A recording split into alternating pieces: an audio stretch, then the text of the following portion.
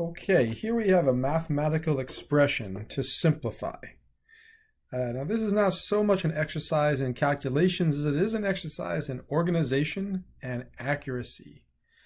So first thing to notice, we have these different types of parentheses. We have the round parentheses, we have the square brackets, we have the squiggly parentheses.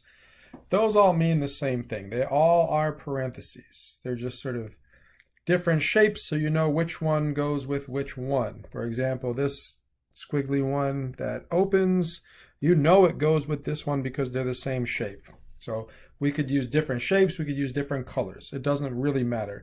I have different colors here, so I'm going to use different colors, but it doesn't really matter. So what's important here? Now what I would recommend if you're solving this problem on paper and pencil, what I would recommend is working with at least two colors. You have your pencil, and then you should also have a red pen with you. And I'll show you why. I'll simulate that. I'll use black and red. So if it was me working this problem out on a piece of paper, it would look like this. Okay, we want to work inside out. Start with the innermost parentheses and go from there. So the first thing I'm going to do is I'm going to multiply through the 8 to the x and to the -1, and I'll multiply through the 2 to the 4x and the -1. Now at each step, I'm going to do one thing, and I'm going to mark in red what I'm doing from one step to the next. Now there's not much going on here besides adding, subtracting, and multiplying. And I'm going to assume you have no problem with the adding, the subtracting, and the multiplying. It's just that when you have 25 steps in one problem, it gives you a lot of opportunity to make a simple or careless mistake. If you get this problem wrong, it's not because you don't know how to add, it's because you made a careless mistake. Okay, so let's just think about how we could avoid making a careless error. One step at a time, nice, neat, and organized. At each step, I'm going to rewrite the problem.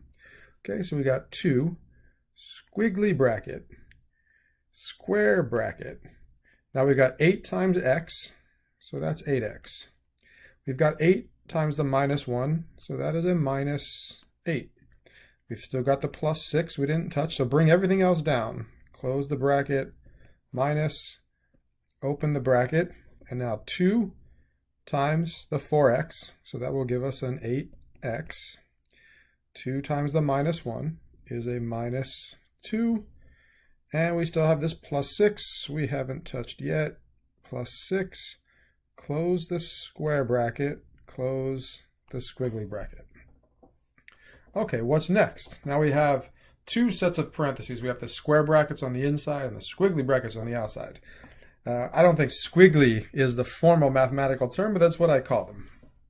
Okay, now at this step, it looks like we could combine like terms.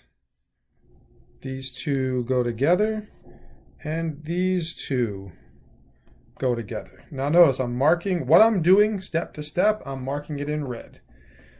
I'm doing one thing per step. Everything else we'll bring down. 2, squiggly bracket, square bracket. Okay, now we have 8x minus 8 plus 6. So that will give us an 8x. The -8 and a +6 is a -2. Then we've got minus, open the square bracket, we've got an 8x, a -2 and a +6, that will be a +4. Close the square bracket, close the squiggly bracket. Okay, so now we've done everything we can inside the square bracket, so now let's work outside. Looks like we have a minus sign here. This minus sign is affecting both the 8x and the 4, so this minus sign is going to distribute to both of these. And this first set of square brackets, now that we've condensed everything on the inside, they're not really doing anything anymore. So at this step, let's get rid of the square brackets. We've still got a 2 on the outside, squiggly bracket. Okay, we've got an 8x, we've got a -2. Now we've got this minus 8x and a minus the minus hits the 8x, and the minus hits the positive 4, so that will give us a minus 4. And close the squiggly brackets.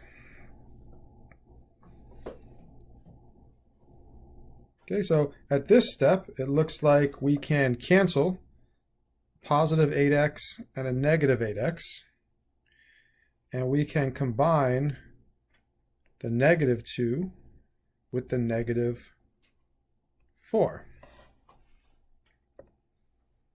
Okay, still got the 2 on the outside. Squiggly bracket. The 8x's are gone. The plus 8x and the minus 8x, they cancel. We have a minus 2 and a minus 4. That gives us a minus 6. And we are getting very close to the end. So now the last thing to do is multiply the 2 to the 6, and that will give us a negative 12. So our final answer is negative 12. The answer is important. Getting the answer right is important, but also developing a strategy that you could use on other problems. I really think just introducing a second color to your work, to your notebook, it adds a lot.